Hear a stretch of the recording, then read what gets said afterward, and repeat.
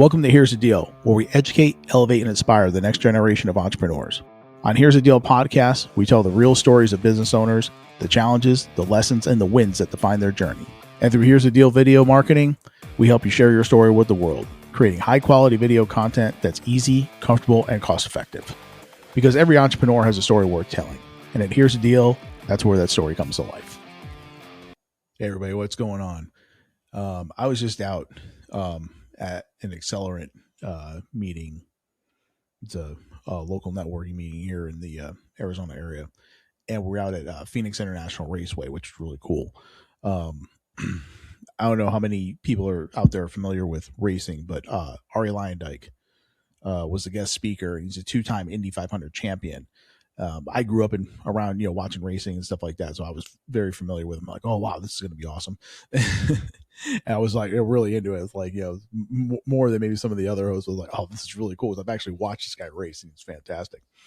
And something he said in his message, the thing that I caught the most, which I thought like really would apply to you guys out there and to me as well, is that you got to push the car to the limit, but you got to know what the car can do, but you also got to know what the car can't do.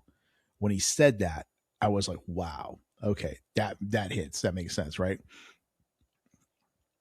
Because in business is the same way. You definitely want to know what your company can do, and you want to have stretch goals, and that's good. You want to stretch yourself, but at the same time, you got to make sure you got to know what your company can actually perform as well. Because every business wants to go fast. It's kind of almost like a badge of honor. It's like, oh, we're scaling, we're growing, we're gonna 10x this thing and all this other kind of stuff. But if you're going fast without knowledge of what your business is capable of, it's just reckless. If you get in a car and you just floor it, and you don't even know the car, you don't know the tires, you don't know the suspension, you don't know how the brakes work, and you just start flooring it, you're gonna crash it. Okay, and the same thing can really happen in business. Businesses don't really fail because of lack of ambition. Everybody's got the drive, got the heart. They fail because they don't, they outrun their capacity. There's another analogy, like, get out over your skis kind of thing. You know what I mean? So you got to have actually knowledge of what your business is capable of doing. I mean, again, you got to be able to push yourself a little bit, but at the same time, if you fall short, and you don't meet those goals, and you don't meet that capacity, it's going to crash. And that's the thing we're trying to avoid. Business is hard enough as it is. It's hard enough when you actually are operating within your own means, but at the same time, there's still opportunities to crash, no doubt. You got to know, what you don't know sometimes, you know what I mean? Most of the owners, they're super entrenched in the business.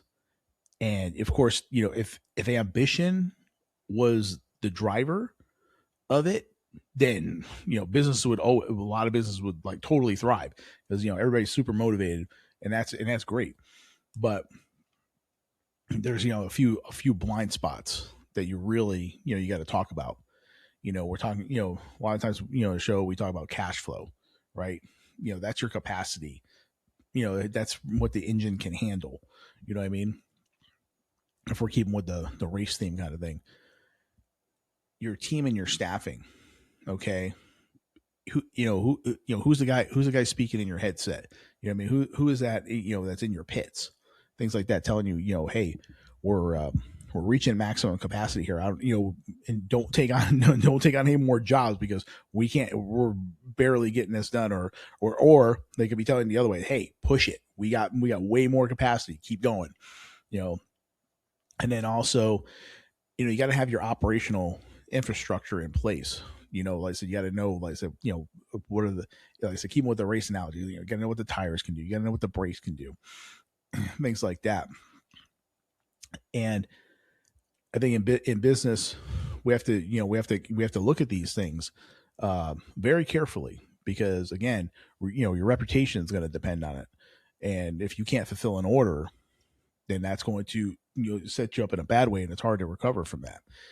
Ari just didn't get in the car, was guessing what to do. He had, him and his team, they knew every spec of that car. They knew the stress points. They, again, they knew they had more, more in the car, had more capacity, they're like, hey, tell him go. Or if he would even, I'm sure he probably told, his crew, hey, this car's got more in it, I'm pushing. Because he had the feel for it. He's in there, and he had to feel, and that about your business too. But if your pits are telling you to box, and your pits are telling you, hey, take it, we got to save these brakes, you better listen, okay? Because they are seeing information, they're seeing data that you're not. You're in the car and you're going by your gut and you're feeling it, which is great. But at the same time, if they're giving you data, like let's say you have like a business coach, or you say you have your CFO or something like that, they're telling you, hey, we're at max capacity. Hey, we gotta save the brakes, we gotta save the tires.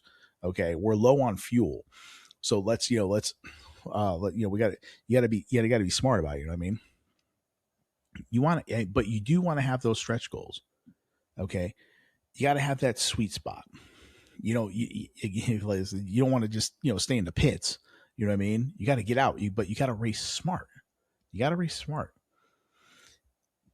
People think that your stretch goal should make you uncomfortable. Okay, it should. It's got to have that little bit of pucker factor to it. We've talked about that, and we talked about that on the Biz Coach show and things like that. But the difference between having the pucker factor, like getting you tense up, like, okay, this is okay, we can do it, but or like I said, crashing, reckless, going into the corner, super hot. Not like I said, not to get too race, into it, things like that. It's like, when you're coming up on a corner, you want to brake before the corner. You want to make sure you're aiming for the apex of the corner before you go into the corner. And like I said, that when you dive in, you get into that, then you accelerate through the corner. You don't hit the brakes in the corner. You got to accelerate through the corner. You got to do your braking prior to the corner. Like I said, make sure you have the car up in the apex of the corner and come down. Things like that. But that's just the whole race thing. But you got to know, you got to know to do that, because you're just going all out. You hit that wall, because like I said, your tires couldn't take that speed. Your brakes weren't performing. Your brakes were way too hot, and they couldn't slow the car down enough before you hit that corner. Like I said, boom, you're in the wall. Ari didn't win a race in like one lap. He had to manage the car. He had to preserve the brakes. He had to preserve the tires, but he also knew when to push it. He, like I said, he knew, again, because he's actually in the car. Sometimes the data, you want to play to the data, but at the same time, sometimes like, okay, we can go a little bit more. I think your stretch goal should, go beyond, maybe just a little bit beyond your proven capacity.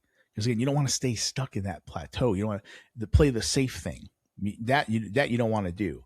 Okay, you got to be able, if you have your proven capacity, you want to stretch it, because like I said, because you're not going to grow the business unless you are trying to land like that next job. That's okay. We're near the max, but hey, if we get this other job, we get some more cash flow in. We can acquire equipment, or we can get more personnel, or more inventory, and that's okay. But like I said, there's your proven capacity, but then there's also your imagined capacity. Everybody wants, obviously to, like I said, 10x their company, but is that depending on where you're at in your business, is that going to be the smartest thing? I think the difference between a dream and a goal is one has a plan attached to it. Okay. A dream is a dream. The goal has the plan. Okay. You got to be able to plan for this thing. And again, I think a lot of business owners are not. They're going with their gut, and they're saying, "Hell yeah, we want to go big," but at the same time, like I said, you're going to be in the wall. You want to get started correctly as well. You can't really stretch a goal if you don't know what the starting line is, right? There are going to be other companies out there that you want to emulate, but you don't know where they started. and you don't know how how they got there, what their strategy was, things like that. Your business is different than their business, you know, and what your version of running really really well and what their version is could be completely different. I mean, everybody wants to be, you know, Elon Musk. Everybody wants Dutch Bros or whatever. I mean, people. Oh yeah, everybody wants to be those guys, but it started out with all these different stores and chains and all this stuff. They started out with like one location and slowly built it up and built the groundswell and built the fan base and things like that to where okay, hey, we're going to do 2, 3, 4, and now look at them. Your company can do that too, but again, there's a difference between a dream and a goal. Okay, a goal has a plan to it, so we got to do it the right way. Build a baseline. Okay, you want, like I said, you want to kind of say, okay, hey, here was our goal. Here's what we try to accomplish. Did we exceed the goal? If you know you blew your goal out of the water, then you set that goal way too low. You know what I mean? So, but then again, if you fall super short, you may not be able to recover that. So you got to kind of start. You got to get some data. You got to prove like, okay, hey, I can handle, so many jobs. Things like that. I have the cash flow. I have the cash for it. We can buy the materials, or we can buy what we need, get the labor going, get that job going. And do we have enough to maybe start the second job? We're going to wait for that job to pay out completely before we start job number 2. If you have enough cash on hand where you maybe start job number 2 while you're still waiting for a full payout on job number 1, you can maybe push that. But if you don't start committing to job number 2 if you don't have the cash to put out, for those materials. Okay. But, because again, if something gets delayed in your accounts receivable and it puts you back, then you're stuck on 2 jobs and not 1. So, and I've, with 30 years in business banking, I've seen a lot of companies that looked really strong on the surface, but they weren't built for that speed, that they wanted to run at, I said, and I had to make sure I told them, hey, let's pump the brakes a little bit. Let's start, let's build this thing, the right way. And that's a tough conversation to have with people, nobody wants to hear that. Nobody wants to, again, they're too close to it. They're running off their gut. And, you got to have the stones, no question. Be an entrepreneur, or, run a company or grow a company. You got to have a backbone. All right. There's no two ways about it. You're going to take risks. But at the same time, you don't want to, like I said, really, really come into the corner super hot, or else you're definitely hitting a wall. It was my job to get the no to the yes with the underwriters, but at the same time, I had to say, okay, are you really capable of pulling this off with the way things stand right now? And like I said, those are hard conversations to have, but I had them. And I was honest with people, and sometimes, hey, even sometimes I was wrong. Hey, you know what? Yeah, they blew it out of the water. Fantastic, love it. Let's get you some more money. But yeah, like I said, don't be afraid to hear the honest answer. Because what the car can do, what the limits are of the car or the business. Like I said, that's the hard conversation. You can't pretend like the cash flow is there when it's really not, and if you can't say yes to every job. If you're at capacity, right, you just cannot say yes to every job. So if you, and like I said, again, everybody's gonna be like, oh, well, if I don't take this job, then they're gonna call the next person, and they're gonna get that job. I mean, hey, I would rather, like I said, you gotta, if you grow it smart and you grow it right, okay, you're not only are you providing the service for your client, but it's the quality of the service too. If you're too worried about like, oh, I got to get this job done to get to the next one to get the money to put in, and it's like, if you're doing that, your quality is going to suffer. We talked about quality in the last episode. You can't sacrifice your quality in your product or service that you do, or else, like I said, you're going to lose the rep. And once you lose it, if you get a reputation being a race car and you're always coming in hot and you're crashing cars, you're costing the team owner millions of dollars every time you're in a race. Pretty soon you ain't racing that car anymore. That's just all there is to it. You got to learn what the capacities are. You got to know how to push it, but you got to know what the capacities are. A lot of companies I've seen, they hire ahead of the revenue coming in because they expect to be able to land these jobs. Again, that's a delicate, that's a very, hard thing to manage. Okay, because you got to really be pushing it to get that money in the door. Because if you just expected to hire, pay all these people, and the jobs aren't there yet, then like I said, you're going to be really, really overcommitted. And if you're also knowing what your car can do, knowing what your business is capable of. If you are, you have a business development person, they're out there way over promising. Oh yeah, we can have this job done in a week. Da da da da. And but your team can't handle that. Okay, then like I said, it's going to make you look really bad, and you're going to get that reputation. If you get that reputation of not being able to follow through, or the quality of the product like really went down, things like that, you don't recover from that. So Ari and his team, they knew where to push it and where not to. And that's really valuable knowledge. You got to know, like I said, when you can make that pass and when you just can't. Knowing your limits isn't weakness, it's precision. Okay. It's okay to say no. It's okay to say, hey, you know what? We're super busy. I really appreciate you wanting to do business with us. That's great. And we really want to, we really want to service you, but we want to service you properly. Okay. Right now, I don't have the capacity to do that. Okay. I'd really like this job. I'd really like you to, to work with you, and I want to work with you on this job. But at the same time, right now, I'm at max capacity, and I want to give the best product or service I can to my clients that I'm already working with, and the same thing to you. I don't want to cut corners. I don't want to just do it fast. Okay. If you're looking for somebody just to get it done fast, then I'm not your guy. And it's okay to say that. Okay. So don't be afraid. Don't be afraid of doing that. If you got to turn a job down because you want to keep the quality of the product in place, that's what you want to do. Okay. Because that will build your reputation. That will make more people want to, come to you. And again, if you go to a bank and you need capital, like, look, here's all the jobs we've done. Here's all the letters of intent from people that we're doing jobs for, things like that. That's showing the bank, hey, yeah, these guys are growing. They're hockey stick growth. We got to give them the fuel so that way they can win this race.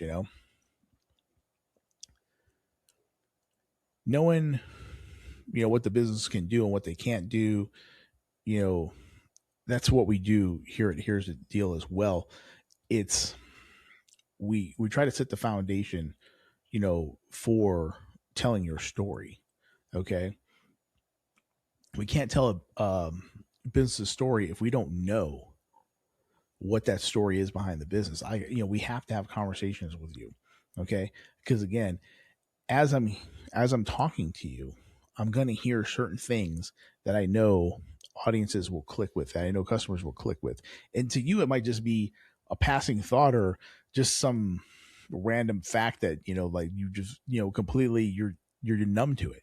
But when I hear it as an outside person, I'm like, wow, that's compelling. Wow, I want to know more about that. And that's what we bring out. Here's the deal. We get your story told by being able to go past the website, past the LinkedIn posts and things like that, to get to know like the real people behind, behind the brand. Okay. But like I said, if you don't take the time to get to know your client, or if you don't take the time to know that car, then, you're not going to be able to race it to its fullest capacity. Because if you don't know, if you don't know the car and how fast it can actually go, if you never push it to that limit, then you're, like I said, you're running way too slow, and that's way too conservative. You can't really do that. You gotta know what it is that the limits really are, and be brave enough to push, like I said, push it a little bit behind. Don't play it too safe. So like I said, it's a hard balance. It's a hard balance, and I know some of the things are kind contradictory. Like, hey, you can't push it too hard, but at the same time, you gotta be able to go, you gotta be able to go fast, right? The thing with businesses, like I said, if they don't know these little, like I said, I'm hearing this from the outside. So like I said, I'm going to pick on these things, and it is a part of their story, whether they realize it or not. And that's the stuff that we can turn into content. That's the stuff we can put into the videos and put into the brand. And it should, reflect, the real capacity and the real direction of what your goals are, not going into chaos. You know what I mean? Businesses that don't really do it right, they don't really know what their lane is, and then they don't really own that lane completely. We talk about your market dominating position quite a bit. What makes you different than every other business that does the same work that you do? I know what makes Here's the Deal different. It's me.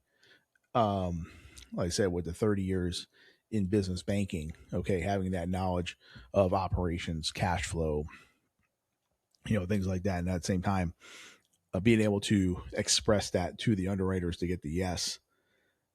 And that's what we do when we're creating the video content. We're telling your story. Like I said, I'll find that. I'll find that story in you, and I will bring that story out. If we're going to circle it back to Ari, he didn't win 2 Indy 500s by guessing. He won by knowing what that car could do, by knowing how fast it can go and how fast it could. But he knew how fast it could go, and when he had a chance to push it, he pushed it.